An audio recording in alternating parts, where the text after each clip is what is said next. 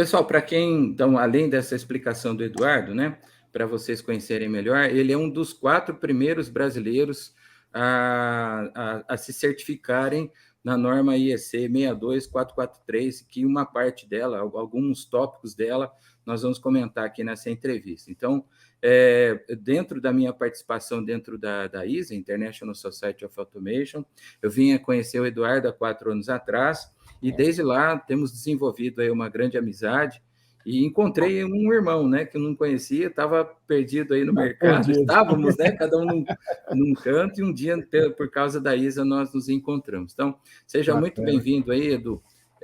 Vamos então, aprender bastante com você aqui hoje, né? Então, vamos lá.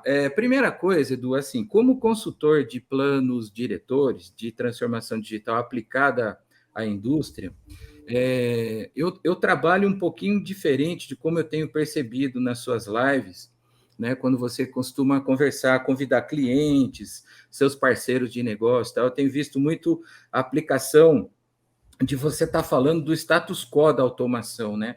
O jeito que ela está hoje. E aí, o jeito que ela está hoje, você vai lá, faz o assessment, né? Faz o diagnóstico, e aí um plano de trabalho em seguida.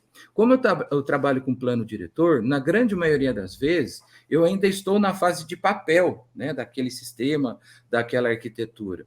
E aí, esse daí tem sido uma pergunta recorrente das indústrias por onde eu tenho passado. Como é que funciona o assessment, o seu diagnóstico, né, falando em português, dentro de uma arquitetura que ela ainda não foi construída, ela ainda não é real, ela ainda é papel? Olha, só fazer uma contextualização antes, né? Pois é. Cibersegurança no mercado tem sido muito... cibersegurança de indústria também energia, infraestrutura crítica, tem sido no mercado muito confundido, porque a gente está escutando muita informação olha, se você não fizer isso, você vai ser hackeado. Olha, o ransomware vai entrar e vai criptografar seu ambiente. Cara, compra isso que isso daqui te protege.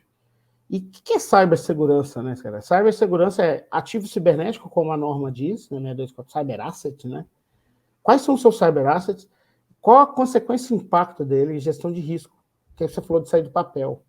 Qual que é a consequência e impacto desse ativo para a operação, para o safety?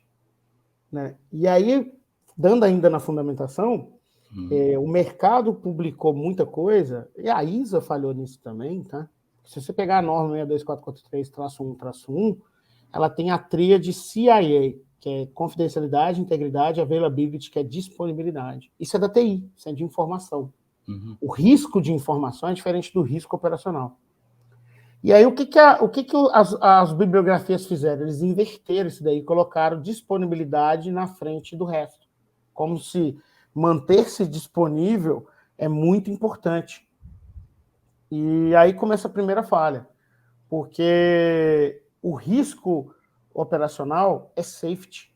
E quando a gente pega do inglês, security é uma coisa, safety é outra coisa. E existe uma tríade, é uma bibliografia de um grande amigo lá dos Estados Unidos, um livro, até recomendo. Não lembro o nome do livro agora não, mas vou ver se eu acho aqui e compartilho a tela com vocês. Legal.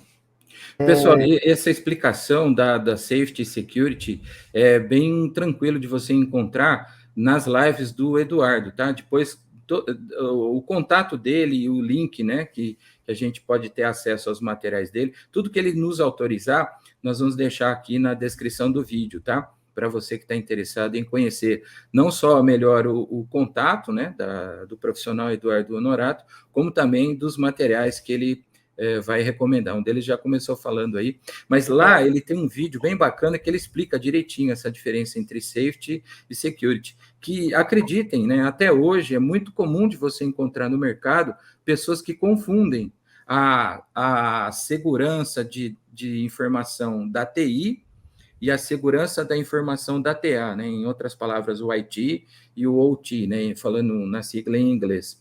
Mas é muito comum isso daí. Então, o Eduardo, o foco dele, do trabalho dele, seja de consultoria e de todo esse trabalho que ele faz nas indústrias, na parte do TA, que é o que a norma chamou de ICS, né, Edu?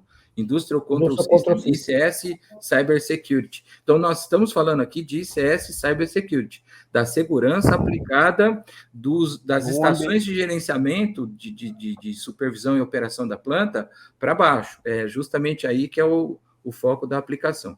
Pode continuar, Edu, só para dar uma contextualizada. Se você puder jogar na tela essa página que eu compartilhei aí. Pois não. Joga na tela aí para a turma ver. Essa é do Bob, que é um grande amigo. E ele escreveu um livro, inclusive nesse site aqui tem esse livro, depois eu mando o link aí, você manda para a turma. Tá aí. Isso. E aí, ele explica para a gente o conceito SRP. E aí nós estamos falando ainda do papel. Então, eu preciso entender isso primeiro. O Bob, esse é o livro dele. Está aqui na 4ª edição, acho que está na 5ª edição já. E é aquilo que eu expliquei. Onde que a norma falhou na escritura? Porque a norma, ela traz também o conceito do CIA invertido. Dentro da norma tem isso daqui. É triste dizer isso. Sim. E o conceito é isso daqui, ó, essa tríade aqui, ó. Safety, reliability, que é confiabilidade e performance. Safety no sentido não só de segurança de pessoas, né, de planta, né, em especial, mas principalmente em manter a operação rodando. Isso é safety. Esse é o foco da cibersegurança. Reliability, que a gente fala de manutenção, calibração, uma série de coisas, né, para manter o estado operacional, né? E na cibersegurança a gente traduz uma palavra chamada hardening, né, que é uma configuração segura, eu já explico um pouco mais para frente, para a gente ter o quê? Performance. Teve um exemplo numa cervejaria que a gente fez um trabalho de hardening, como a norma chama no livro 3.3, Restricted Data Flow, restringir fluxo de dados. Precisava falar o quê? Supervisório CLP SIP Protocol.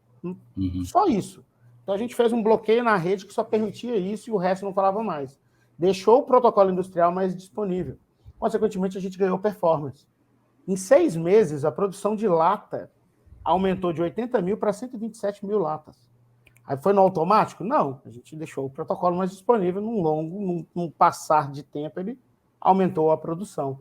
Então, esse conceito SRP ele é muito, muito da cibersegurança, né?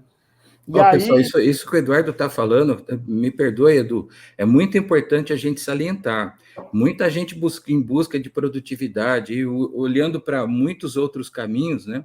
Ele acabou de citar um que só utilizando, né, olhando melhor para o safety, no caso aí da segurança, ele acabou encontrando resultados, né, que fez com que o sistema pudesse aumentar a produtividade sem que esse fosse um objetivo, né, Edu? Acabou acontecendo sem querer, não foi? Sem comprar nada, né? Sem comprar nada, só gestão. E o pessoal não assustou mesmo. Lá quando chegou Assustou. Foi curioso esse negócio que eu fiz no mês de novembro, quando foi em junho, voltei. O controller da planta, eu raramente falo com o controller, ele pediu uma reunião comigo. E o que aconteceu? Parou a rede, parou a planta. E ninguém me falava o que era. Eu, sabendo, consciente do que a gente fez, porque a gente tinha visibilidade e controle. Não era invenção. Eu sabia o que precisava, de fluxo de dados, era SIP, e o resto não precisava. Era simples. Não precisei trocar switch, não precisei trocar cabeamento, não precisei fazer nada. É gestão lógica mesmo da produção, da necessidade de produção. E aí, quando eu cheguei, o controle falou assim: o que vocês fizeram aqui? Aí eu contei para ele que a gente apliquei Restricted Data Flow, conforme a norma nos fala, no item 5.2, Foundation Requirement 5, livro 3.3. Ele não entendeu nenhuma das palavras que eu disse. E ele falou assim: cara, só te digo uma coisa. Eu falei: lá vem porrada. Ele falou assim: a produção aumentou de 80 mil para 127 mil. E aí o cara da automação, ele olhou para mim e começou a rir. Eu falei: o dia inteiro ele segurou essa informação. Ele queria ver a minha cara de surpresa. Realmente fiquei muito surpreso. Então, protocolo industrial, ele é um protocolo sensível. Ele é um protocolo de tempo real, de real time. Então, ele precisa de estar disponível.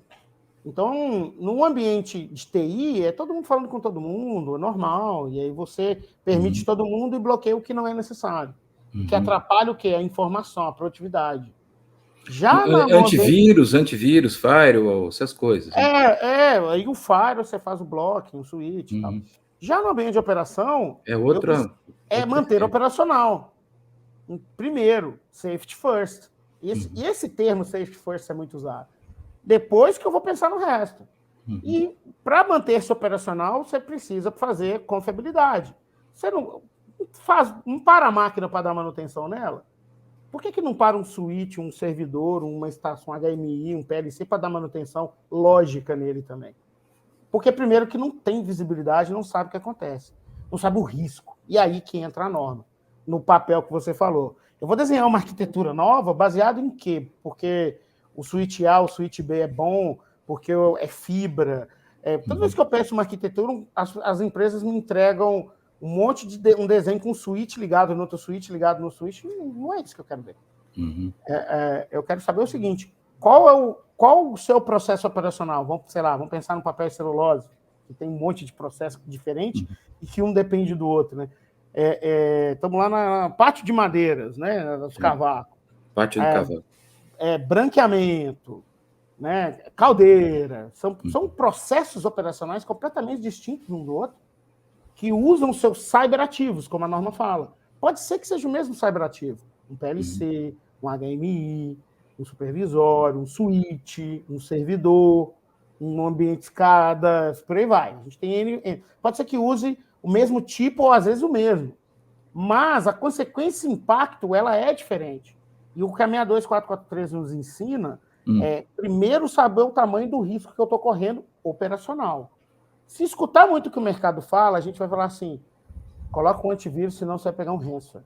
Mas isso é um risco que eu corro? Não sei. Só vamos fazer porque o mercado está falando?